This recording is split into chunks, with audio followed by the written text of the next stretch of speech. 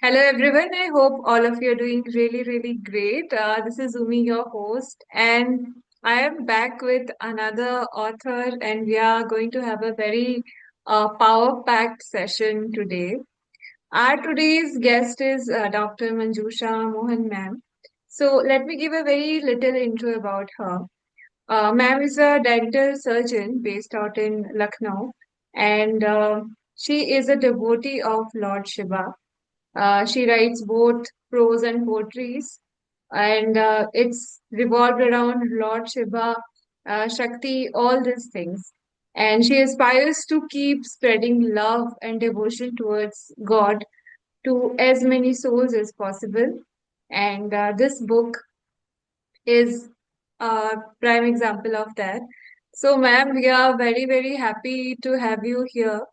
And thank you so much for coming. I would just like to give uh, like a little bit about how it started.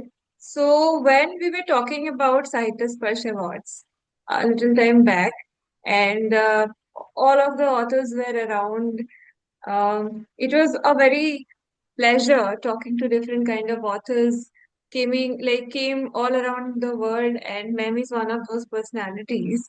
So first of all, ma'am, thank you so much, and congratulations for winning the award in fiction religious category. So ma'am has written the book Shiva Gauri, Magic of Divine Love, and for that she was awarded this season. And yes, I think that will be a very beautiful session with ma'am today, and welcome, ma'am. Thank you very much for this beautiful intro. And I'm really grateful to Sahitya Sparsh Awards for giving me this wonderful platform because I wanted my word to be out and I was not finding a good platform. And somehow I just bumped into you people. And I'm really grateful for the award that you have given me.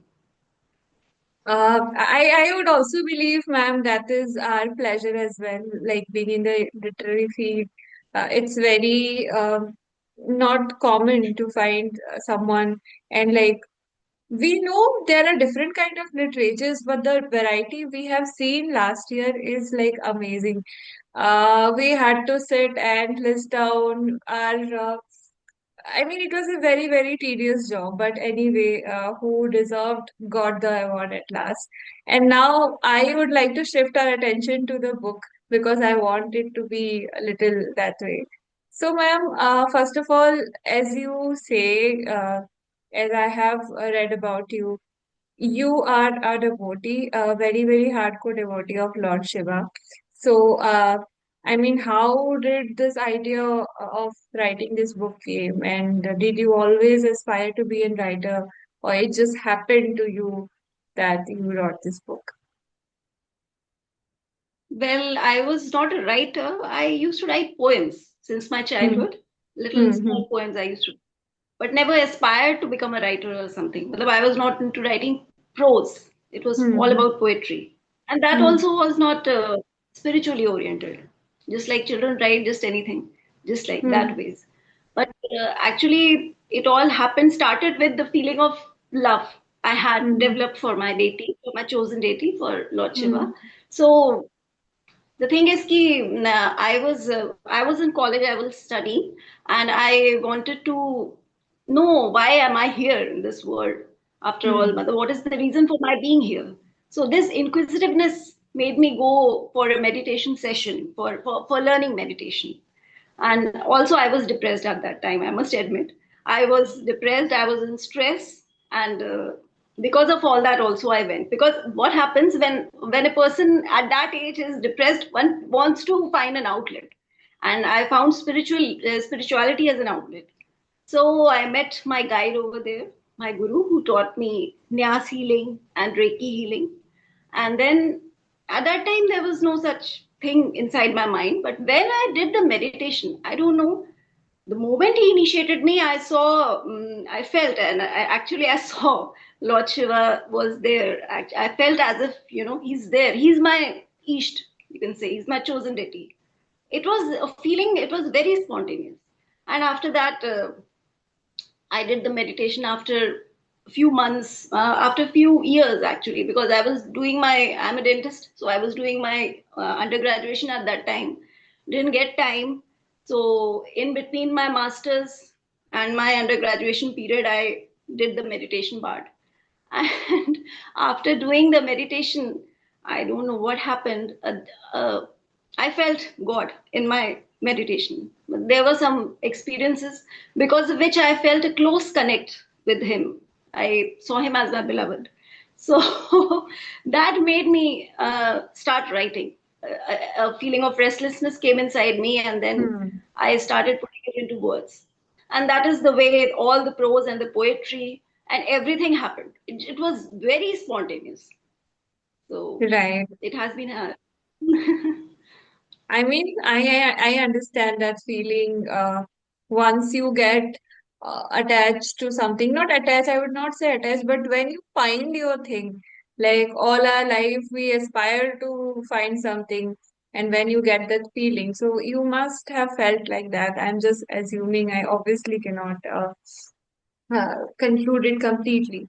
So, just wanted to ask, like. People get people often find few things, and after some time they tend to lose it away. So maybe the interaction with your spirituality came to your life, you were liking it, but when you look back and till now, so did you see any challenge of choosing that path, or many challenges came, you had to I mean, overcame all of those, and finally you are here. Was there any challenges into this path, or it was just smooth? no, no, no. It was not an easy cake because spirituality is like walking on razor's edge. It is said. So there have been many challenges till now. Right. I actually, my parents asked me to marry. They wanted me to marry at the right age.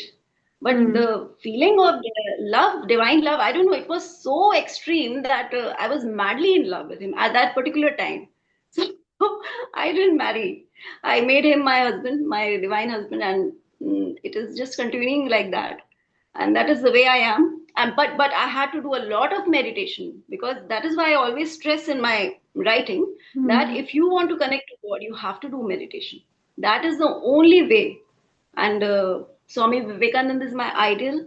There was a time when I needed to read something, and I Hmm. just got into Swami Vivekananda and Sri Ramakrishna Paramahansa literature, and that gave me a lot of strength.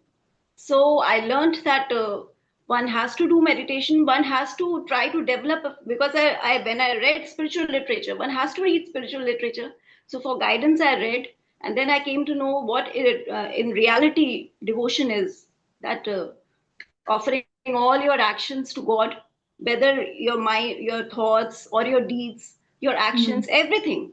When one offers all those to God, then there is complete surrender. So you have to surrender yourself completely to the divine. So you don't have to worry what will happen to you in future. How will you live Hmm. alone? How will you go through life without a partner? I didn't think about all that. I just thought that he will take care of everything, whether it is my financial problem, whether it is my emotional needs, everything he will take care of. And with this faith, when the faith was there, everything happened. Till now, by God's grace, only because I have been putting an effort. If I didn't put in effort of doing meditation, or doing my Hmm. reading some spiritual literature, or practicing worship or devotion, I don't think so. This feeling would have been would have continued, because without putting an effort, God's grace doesn't come. For God's grace to come, you have to put an effort. So that I have been doing, and many challenges have come throughout. But still, I'm still going. I'm going strong by Lord's grace only. He's the only one who does everything. We are just Right. puppets. Right. I mean, once you believe in something, that the resilience came within us. It's not like we have to force that. It's just a part of the process that we have to trust, and eventually, whatever we believe in, it just comes in front of our eyes. Uh, Ma'am, I just want I to think know. Yes, sorry. Please, ma'am. no, I just wanted to just say Hmm. that I think it is all because of the power of love. Because Hmm.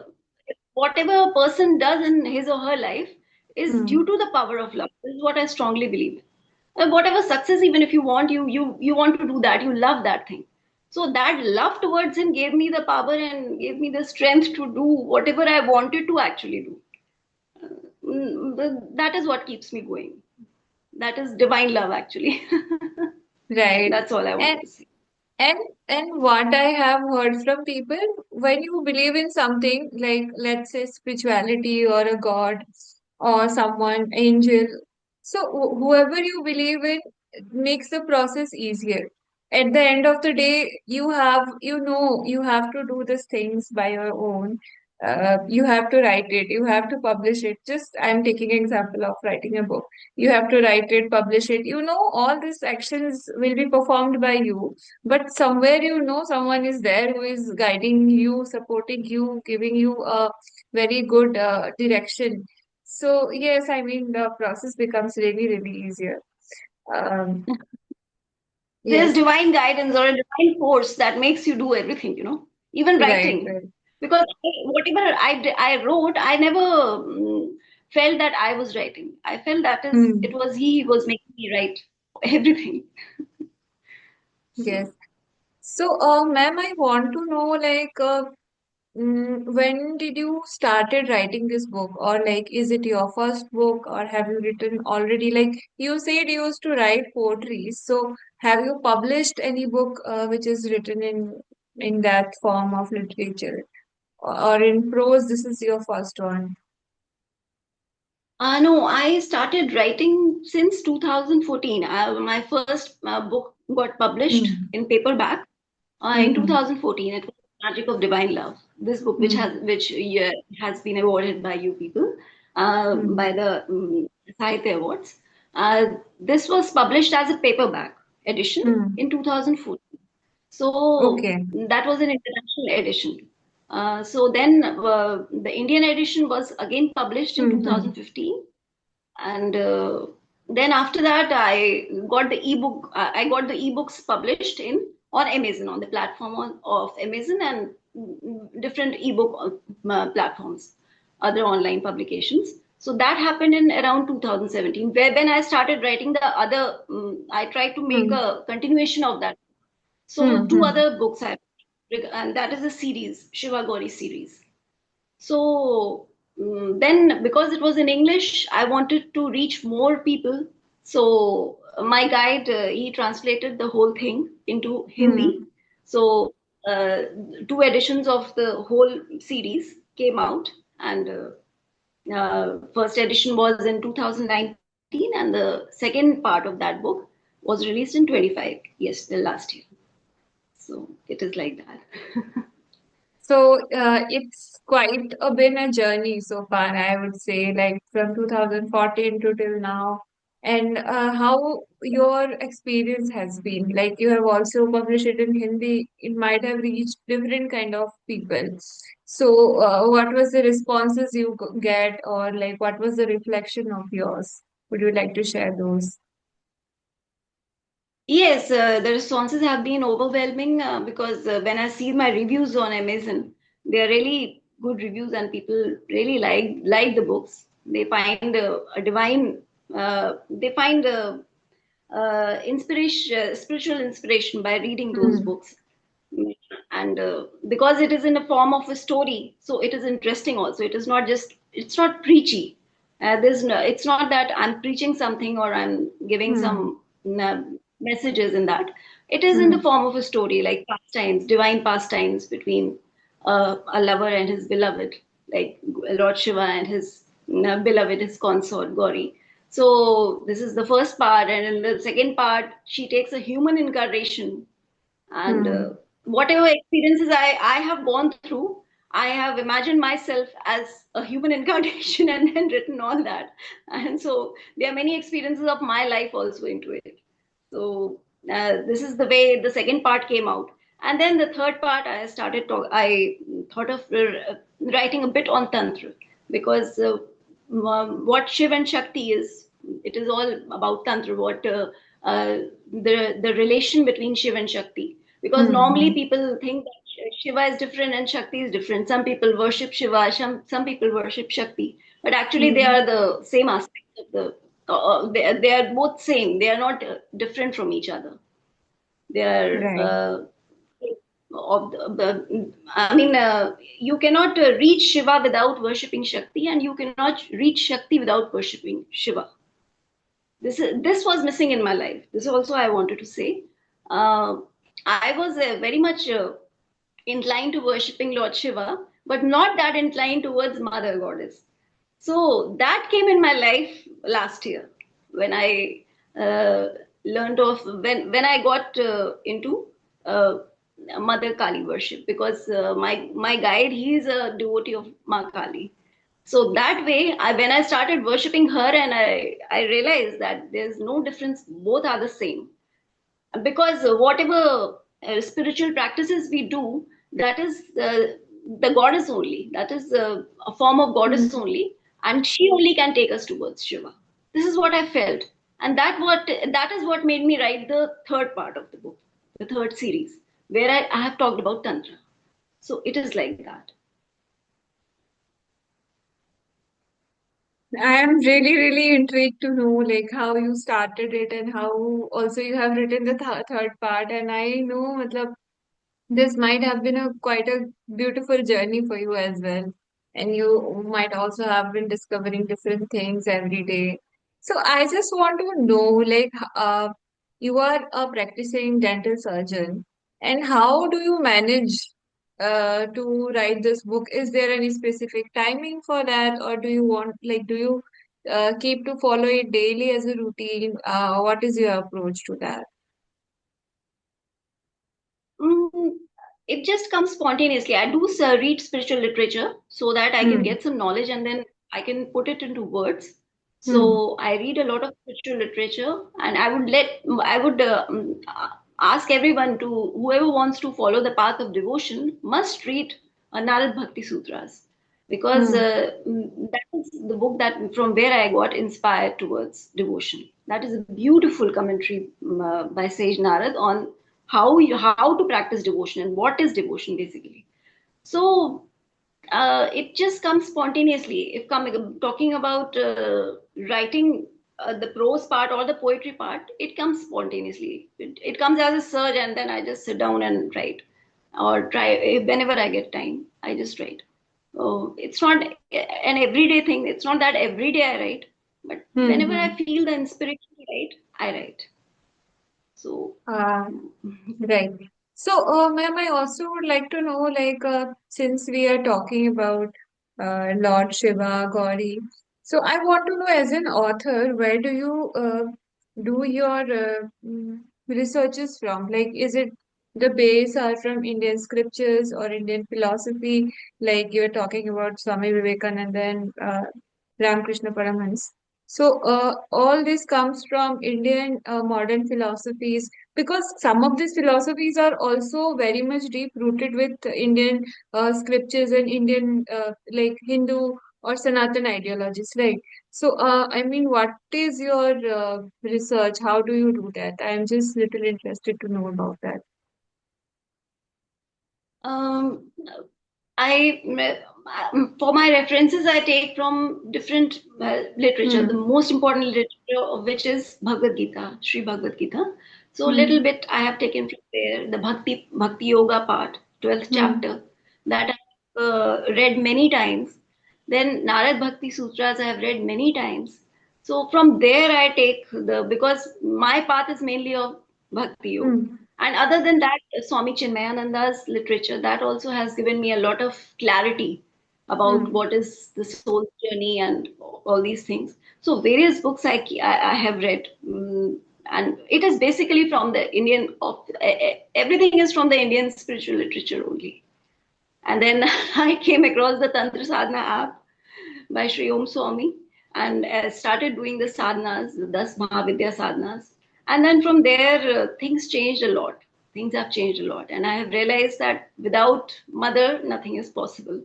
So, doing following my sadhana, doing my spiritual practices, and reading spiritual literature like Bhagavad Gita, Narad Bhakti Sutra, Sri Chinmayananda's literature, Swami Chinmayananda's literature, Swami Shivananda's literature of Divine Life Society, and definitely Sri Ramakrishna Paramans. He's my inspiration. From him, everything started. Swamiji and Swami Vivekananda and Ramdev. I'm forever indebted to them. Right. And my guru, Yes, he's yes, above all. definitely. Definitely.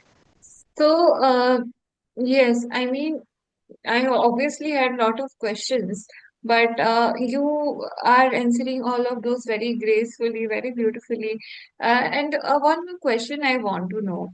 Like when you were writing this book for the first time, you knew this would reach numbers of people and they would might perceive their understanding differently. So, as a writer, when you first published this book, did you have any kind of set expectations from the readers, or any kind of expectations you would like to share? It? Well, I was never into becoming a successful writer or getting fame Hmm. and name out of my books because I knew Hmm. what I was writing. Maybe I will not get many readers because the field is such that not everyone would want to read such kind of literature. But I just wanted to send a message. That was all. And I was not thinking about what fruits I will get out of it. I Hmm. just wanted to spread the message of love, the message that I got through my life. I just wanted to put it on paper and give it to the world. So this is why I wrote, and I also wanted people to get inspired because in today's world, people are very, and even including me, we are all very much stressed, and the only way out is following the path of spirituality. And bhakti is the easiest path of in this Kali Yuga. Bhakti is the easiest path where we can reach God. And all paths lead to divine love only. Whether you follow Karma Yoga, whether you follow Gyan Yoga or Raj Yoga, whether you do meditation, whether you offer your actions to God, whatever you do, if the mind heart is purified, yeah, divine love will blossom in your heart. And when that love blossoms, then you can love everyone. You can see God in everyone. And I just wanted people to feel that love and go on their spiritual journey, at least start the spiritual journey. What is divine love? They should also feel and they should also read about how Lord loves his beloved, how Gauri as a devotee loves Lord Shiva. That glimpse that I got into my meditation, I just wanted to give it to them so that they get inspired to connect to their soul. Because until and unless we connect to our souls, we cannot live life fully. If we want to really live life fully and deeply, we all have to connect to our souls because we are basically souls. We are not body mind complex. So this was my message, and I wanted to spread the message, and that's all. Because divine love is, people don't understand what divine love is. What is the beauty of divine love? Even I never knew. But once you try to make a relation with God, which is very important, any kind of relation you can have with God, whether as a friend, as a father, mother, you have to connect. Supposing if you like a person, you have to connect to that person and you have to work on that relation every day. Then only that closeness comes. The same as with God, you have to daily do your worship, you have to do your sadhana, your meditation. Then only you can move forward towards God. So this message I wanted, that this the way Gauri in her human incarnation became a goddess, and the same way Gauri is everybody's soul. That soul, because it is said that he's the only Purush, and all Prakriti, we are all human beings. With that Prakriti, that soul is inside us, and we have to connect to the super soul, that is God. So that is a journey, and everybody should go through that journey. That is what I wanted to say through my books, and that is the reason only I wrote all these books. That is such a beautiful and like heartwarming message that you have given to all of the readers. And I believe, like, I don't know how much of them have read it, but whoever had read it, I mean, they would definitely feel the love and the devotion you have for the Lord Shiva and Shakti. So, thank you so much, ma'am. I think this discussion was really, really beautiful. Not like the other discussions I do usually, but it was more about spirituality and everything that we talked about. It was really, really nice. And I hope whoever will be watching this video or watching this video right now are also going to be very, very in depth. And yeah, I definitely encourage them to go and purchase this book, read about it. Uh, Let us know how did you feel about the book. And yes, I think that much support would really, really help us. So thank you so much, ma'am, for being here with us. I really, really enjoyed having this conversation with you.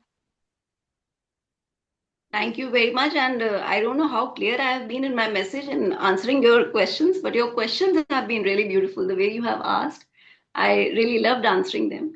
And I would love to finish this on a beautiful note, a beautiful wording of Swami Vivekananda, who has said that God is the only beloved, uh, one who has to be worshipped in this life or the next life. God is the only beloved, actually. There's none else other than God. Definitely. And so we are closing this session. I hope all of us enjoyed this and would come up with more such videos and personalities with you all. And thank you so much. Thank you so much.